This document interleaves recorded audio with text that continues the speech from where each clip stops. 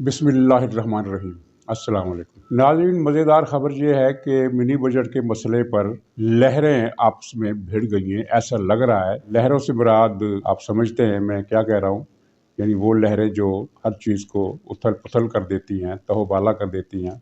कुछ इस तरह का मसला है कि जो मिनी बजट मंजूर अब तक हो जाना चाहिए था, उसकी मंजूरी के लिए अब हुकूमत ने अपोजिशन से खुफिया राब्ते भी शुरू कर दिए हैं। और गेम का मज़ेदार हिस्सा ये है कि अपोजिशन ने गवर्नमेंट के अरकान से, पीटीआई के और इत्तेहादी अरकान से राब्ते शुरू कर दिए हैं कि इस मिनी बजट को पास नहीं होने देना। यानी अपोजिशन में भी दो मुतज़ाद क़ुव्वतें काम कर रही हैं। एक तो शहबाज शरीफ का और जरदारी साहब का तो किस्सा मैंने बता दिया था कि वो इस गेम में शरीक हैं जिसका मकसद मिनी बजट को पास कराना है।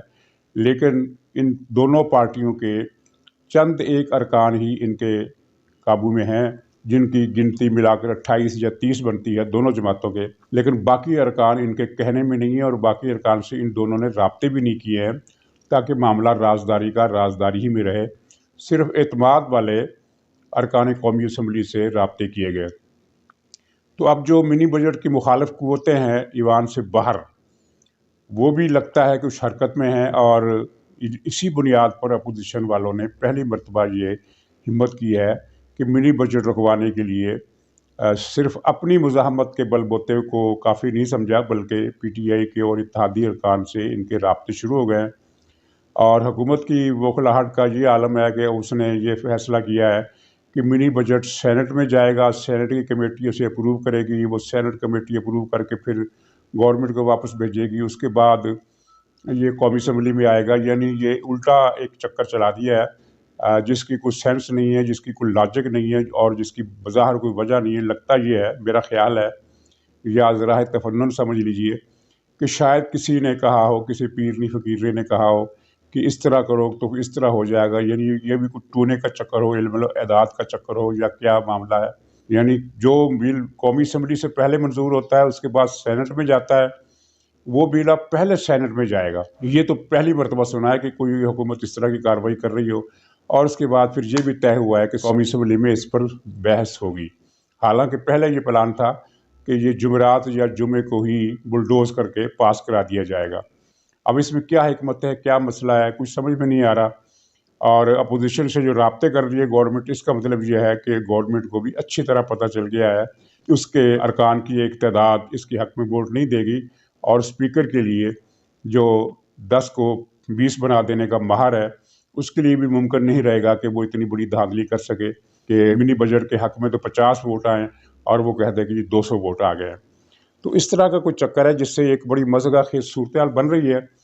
बहरहाल अभी तो 2 तारीख है और 19 तारीख तक का 18 तारीख तक का वक्त है, क्योंकि 19 तारीख को IMF ने इनकी कानून साजी का मसवदा देख कर, कानून का मसवदा देख कर कोई फ़ैसला करना है।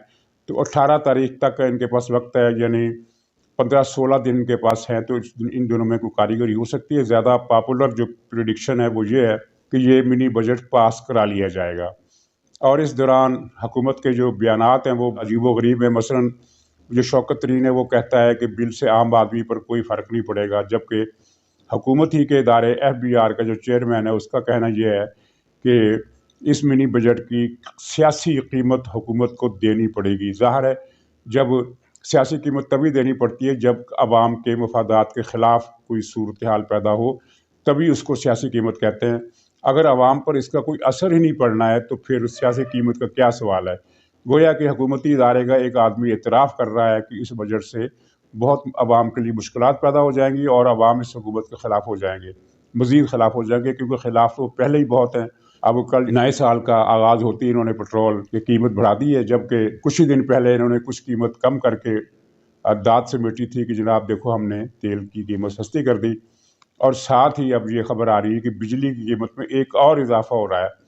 इसको तिमाही एडजस्टमेंट का नाम दिया गया है। हर महीने एक एडजस्टमेंट होती है और फिर 3 महीनों के बाद फिर मज़ीद एडजस्टमेंट होती है। सुना है कि 4-5 रुपए बिजली महंगी की जा रही है, जबकि एक दिन पहले इन्होंने कुछ 90 पैसे कम की थी। मतलब समझ में नहीं आया कि वो 90 पैसे कम करने का मकसद क्या था, जब अगले दिन 3-4-5 रुपए दोबारा बढ़ा देनी है। यानी एक मजाक भी कर रहे हैं, आवाम के साथ जुल्म भी कर रहे हैं और फिर उनके साथ मजाक भी कर रहे हैं। तो ये सियासी कीमत तो खैर इन्हें देना पड़ेगी, लेकिन सियासी कीमत से ज़्यादा ان کے ساتھ کچھ اور بھی قیمت ادا کرنے کے لیے ان کو تیار رہنا چاہیے، کیونکہ یہ عوام کے ساتھ بہت ہی ظالمانہ قسم کا مذاق کر رہے ہیں، اور جو یہ 17% ڈیوٹی لگا رہے ہیں اس کے نتیجے میں چیزوں کی قیمتیں جتنی بڑھ جائیں گی اس کا ہم اندازہ نہیں کر سکتے، اور اس کے بعد اس کے نتیجے میں ڈالر کی قیمت اور زیادہ بڑھے گی، روپیہ اور نیچے آئے گا۔ اگرچہ عارضی طور پہ انہوں نے یہ پچھلے دنوں بندوبست کیا، اور کوئی 2 دنوں کے دوران، پچھلے ہفتے جو پرسوں ختم ہوا ہے، تو اس میں 2 دن کے دوران انہوں نے کوئی 1.5 روپیہ قیمت ڈالر کی کم کی ہے، اور ڈالر اب 176 روپے پر آ گیا، یعنی 178 سے کم ہو کر 176۔ تو یہ اس طرح کا یہ کھیل کھیل رہے ہیں، اور اب اپوزیشن کے لیے ایک مسئلہ پیدا ہو گیا، خاص طور پر شہباز شریف صاحب کے لیے اور آصف زرداری کے لیے، کیونکہ ان کی گیم کھل گئی ہے، اور مسلم لیگی ووٹرز کو اور ارکان اسمبلی کو بھی پتہ چل گیا ہے، پیپلز پارٹی کے لوگوں کو بھی، کہ ہماری قیادت جو ہے ان کا حکومت کے ساتھ کوئی معاملہ چل رہا ہے، اور یعنی ایک ملی بھگت ہے۔ ملی بھگت حکومت کی دباؤ پر نہیں ہے، کچھ اور لہروں کے دباؤ پر ہے۔ تو یہ ان کے جو بیانات آتے رہے ہیں زرداری صاحب کے اور شہباز صاحب کے منی بجٹ کے خلاف، گویا کہ وہ ایک عوام کو یہ بھی بیوقوف بنا رہے ہیں کہ اصل میں تو یہ منی بجٹ کے ساتھ ہیں، اور اس لیے ساتھ ہیں کہ کچھ قوتیں جو ہیں وہ ہر صورت میں منی بجٹ کو پاس کرانا چاہتی ہیں۔ لیکن مسئلہ جو پیچیدہ ہو گیا ہے اس کا اندازہ آپ اس بات سے کیجئے کہ انہوں نے ایک تو IMF سے مزید مہلت مانگی، مطلب یہ تھا کہ ان کو ڈیڈ شور تھا کہ معاملہ گڑبڑ ہے اور اس طرح آسانی سے یہ منی بجٹ پاس نہیں ہو سکے گا۔ تو ساتھ ہی اپوزیشن کے ساتھ رابطوں کا فیصلہ کیا گیا ہے، اتحادیوں کو بھی دوبارہ بنایا جائے گا، اور معاملہ سینٹ میں بھیجا جائے گا، پھر قومی اسمبلی میں آئے گا۔ ایک عجیب و غریب قسم کا جادو ٹونا بھی وہ چل رہا ہے، سیاسی مہم بھی چل رہی ہے، یعنی یہ ایک غیر متوقع صورتحال پیدا ہو گئی ہے، ورنہ اس سے پہلے یقین تھا کہ منی بجٹ کسی مزاحمت کے بغیر، کسی خاص رکاوٹ کے بغیر پاس ہو جائے گا۔ صرف یہ ہوگا کہ اپوزیشن جو ہے وہ کچھ شور شرابہ کرے گی، ہنگامہ کرے گی، کچھ گالم گلوچ ہوگا، کچھ ہاتھا پائی ہوگی، نعرے بازی ہوگی، اور اس کے دوران یہ بجٹ، وہ جو اسپیکر ہے، کیا نام ہے اس کا، وہ جو ٹوبیکو کمپنیوں کا ایجنٹ ہے اسد قیصر، وہ یہ پاس کر دے گا۔ لیکن یہ جو اب ڈیلے ہو گیا ہے، لگتا تو یہی ہے کہ کچھ ایسی رکاوٹیں پیدا ہو گئی جن کا کسی کو بھی گمان نہیں تھا، بالکل آؤٹ آف نو ویئر کچھ مسائل سامنے آ گئے، اور یہ جو ان کی اسکیم تھی کہ یہ اتنی آسانی سے 12 تاریخ بڑے آرام سے ہم کو پہنچ جائیں گے، وہ تو پوری نہیں ہوئی۔ ہاں یہ ہے کہ زیادہ تر لوگوں کا، بلکہ تقریباً سبھی لوگوں کا کہنا ہے کہ صورتحال ایسی ہے کہ جو منی بجٹ کی حامی قوتیں ہیں وہ بہرحال طاقتور ہیں، اور وہ کسی نہ کسی طریقے سے الٹے ہو کر، سیدھے ہو کر، جو بھی کریں، یہ یعنی انہوں نے منی بجٹ منظور کرانا ہے، کیونکہ اس کے بغیر ان کی سروائیول بھی نہیں ہے۔ اور خاص طور پر وہ جو پلاننگ ہے کہ جس کے تحت چین کو پاکستان سے بالکل الگ تھلگ کر دینا ہے، اس کا تقاضا بھی یہ ہے کہ یہ منی بجٹ منظور ہو، ورنہ جیسا کہ میں بتا چکا ہوں، آپ کو پہلے بھی کئی ذرائع سے یہ پتہ چل چکا ہوگا کہ چین پاکستان کی مالی ضروریات پوری کرنے کے لیے تیار ہے، بشرطے کہ یہ اس کو سمیٹا جائے اور عمران خان کو دفع کیا جائے، اور پاکستان میں ایسی قوتوں کو برسر اقتدار آنے کی اجازت دی جائے جو خارجہ پالیسی میں توازن برقرار رکھنے کی حامی ہے۔ چین یہ نہیں چاہتا کہ پاکستان امریکہ سے قطع تعلق کر لے، امریکہ کا بائیکاٹ کر دے، ایسا تو ممکن بھی نہیں ہے، اور چین کو بھی پتا کہ ایسا نہیں ہو سکتا۔ چین صرف یہ چاہتا ہے کہ ایک توازن ہو، اور وہی بات جو نواز شریف چاہتے ہیں، یا جو پیپلز پارٹی بھی بطور پارٹی چاہتی ہے، اور ماضی میں پیپلز پارٹی نے بھی ثابت کیا ہے کہ وہ خارجہ پالیسی میں توازن کی حامی ہے، وہ ساری گیم خراب ہو رہی ہے۔ ناظرین، اسی دوران یہ بات سب پر ظاہر ہو چکی ہے کہ عمران خان کو اپنے انجام کا پتہ ہے، اور اب یہ قیاس آرائی ہو رہی ہے کہ وہ کوئی مس ایڈونچر کرنے والا ہے۔ مس ایڈونچر کا لفظ میں نے یہ اس لیے استعمال کیا کہ جو بھی وہ ایڈونچر کرے گا وہ ڈوم ٹو فیل، وہ کامیاب نہیں ہوگا، اس لیے اس کو ایڈوانس میں آپ مس ایڈونچر کا نام دے سکتے ہیں۔ تو یہ مس ایڈونچر کب تک کرے گا؟ زیادہ تر قیاس رائے یہ ہے کہ مارچ میں کرے گا، لیکن ہو سکتا ہے کہ اس مس ایڈونچر کی نوبت ہی نہ آئے، اور اگر آئی تو پھر ظاہر جو انجام اس کا ہوگا وہ چلو اس طریقے سے ہو جائے گا۔ انجام یہ اس نے اپنے انجام کو اب پہنچنا ہے، چاہے وہ کسی بھی طریقے سے پہنچے، کوئی افسوسناک انجام ہو یا کوئی سموتھ قسم کا انجام ہو، بہرحال یہ انجام کو پہنچ رہا ہے۔ ناظرین، یہ جو IMF کی آڑ میں ان کی جو ڈرامہ بازیاں ہیں، ان کا ذکر مفتاح اسماعیل صاحب نے بڑی خوبصورتی سے کیا ہے TV پروگرام میں۔ انہوں نے کہا ہے کہ یہ جو ہمارے ساتھ حکومت کے ارکان ملتے ہیں تو وہ کہتے ہیں ہم کیا کریں، ہم مجبور ہیں، کیونکہ IMF کی ہر شرط ماننی پڑے گی، اس کے بغیر گزارا نہیں ہے۔ तो मुफ्ता इस्माइल ने सवाल किया कि अगर हर टैक्स IMF के कहने पर लग रहा है और इतने ज़्यादा टैक्स IMF के कहने पर लग रहे हैं, तो फिर जनाब ये जो रियल स्टेट है, यानी property mafia, land mafia, construction mafia, builder mafia, जो भी इसको नाम दे लें, तो इसको ये अरबों रुपए की जो मुराआत एमनेस्टी के नाम पर दी जा रही है, क्या ये भी IMF के कहने पर दी जा रही हैं? मतलब ये है कि उन्होंने इस बात की तरफ, इस वारदात की तरफ इशारा किया है जो हुकूमत कर रही है कि सारा पैसा आवाम से निकलवा रही है, उनकी जेबें खाली कर रही है और अपनी ATM मशीनों को नवाज रही है, कौमी ख़जाने से कौमी ख़जाना लूट कर उनकी जेबों में डाल रही है, आवाम से पैसे निकलवा कर उनकी जेबों में डाल रही है। और यहाँ मुझे याद आ गया सुल्ताना डाकू, जिसके बारे में कहा जाता था कि वो अमीरों से पैसे छीन कर गरीबों में बांट दिया करता था। ये कोई किरदार था, यूपी में कोई सुल्ताना डाकू नाम का डाकू हुआ करता था। तो उसके बारे में ये मशहूर है कि वो अमीरों को लूटता था और गरीबों को देता था। और अगर उसका नाम सुल्ताना डाकू ना होता, उसका नाम फ़र्ज़ कीजिए इमराना डाकू होता, तो वो क्या करता?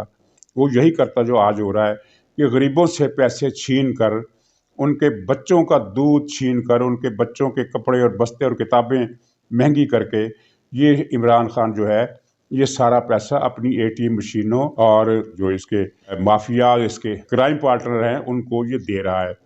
तो ये सुल्ताना डाकू, इमराना डाकू का चक्कर जो है ये भी चल रहा है। तो नाज़रीन, आखिर में एक बड़ी दिलचस्प खबर है कि एक इदारा है सेंटर फॉर गवर्नेंस रिसर्च, उसने इस्लामाबाद हाई कोर्ट के चीफ जस्टिस अतर मिनल्ला साहब को मैन ऑफ द ईयर का खिताब दिया है, इसलिए कि उन्होंने इंसानी हकूक़ और लापता अफराद की बाजियाबी के लिए बहुत जुर्रतमंदाना फैसले दिए हैं और जुर्रतमंदाना रिमार्क्स दिए हैं। तो उनको ये एजाज़ मुबारक हो, लेकिन इस दुआ के साथ कि अल्लाह ताला उनकी हिफाजत करे, क्योंकि पाकिस्तान में जो भी इंसानी हकूक़ के लिए, शहरी हकूक़ के लिए, लापता अफराद के लिए आवाज़ बुलंद करता है, वो ख़तरात में घिर जाता है। इस सेंटर नामी तंजीम ने ये मुतालबा भी किया है कि लापता अफराद का मसला हल करने के लिए और लोगों की जबरी गुमशुदगियाँ रोकने के लिए पार्लियामेंट कानून साजी करे। ज़ाहिर इमरान खान के होते हुए तो ये कानून साजी नहीं हो सकती। वैसे भी माजी में भी हमने देखा कि इस मसले पर नवाज शरीफ और जरदारी भी कदरे बेबस नज़र आए, लेकिन कुछ ना कुछ बहरहाल उस दौर में हुआ। लेकिन उनके जाने के बाद अब ये लापता अफराद की तादाद दिन ब दिन बढ़ रही है। छोटे छोटे बच्चे भी अब तो लापता किए जा रहे हैं। सेंटर ने ये मुतालबा भी किया है कि पार्लिमानी कमेटी उन हलकों के ख़िलाफ़, उन ताकतों के ख़िलाफ़ कानूनी कार्रवाई करे जो मावराए कानून होकर ये इस तरह के इक़दाम करते हैं और लोगों को जबरी लापता करते हैं, उठाते और अगवा करते हैं। कल ही कराची में 4 लड़कों को, जिनकी उम्र 17, 18 और 20 के दरमियान थी, उठाया गया और थाने ले जाया गया और वहाँ से 2 की लाशें और 2 ज़ख्मी हालत में। बिल्कुल बच्चे थे, कोई जुर्म क्या पता, यानी किसी को कोई पता नहीं कि किस जुर्म में उठाया गया। तो ये पाकिस्तान में रोज़मर्रा की बुनियादों पर ये वाक़यात हो रहे हैं और ख़ुदकुशियाँ बढ़ रही हैं। परसों सखर के इलाके में एक औरत ने गुरबत के हाथों तंग आकर अपने 2 बच्चे मारकर ख़ुदकुशी कर ली। अब कल जो है पंजाब में एक खातून ने 3 बच्चे कत्ल करके ख़ुदकुशी करने की कोशिश की, लेकिन उसकी जान बचा ली गई। तो ये एक तरफ गुरबत के हाथों ख़ुदकुशियाँ और कत्ल और बहीमाना वारदातें हो रही हैं, वाक़यात हो रहे हैं, और दूसरी तरफ लोगों को गुमशुदा किया जा रहा है। और तीसरी तरफ महंगाई की आग में लोगों को गोया कि ज़िंदा दरगोर किया जा रहा है, उनको ज़िंदा जलाया जा रहा है। मैं तो ये कहूँगा कि ज़िंदा नज़र आतिश किया जा रहा है। ये सूरत हाल पैदा हो गई है। तो इस सूरत हाल में देखते हैं कोई गैब से मसीहाई या मदद कब मिलती है। पक्की इतला तो यही है कि मिलने वाली है निजात, लेकिन किस तारीख को मिलेगी और क्या हालात पैदा होंगे, ज़ाहिर है एक सस्पेंस के, एक इंतज़ार के और एक टेंशन के दिन चल रहे हैं। ये खुदा करे जल्द ख़त्म हो। तो नाज़रीन, इजाज़त दीजिए, इंशाअल्लाह अगले ब्लॉग में फिर मुलाकात होगी। खुदा हाफिज़।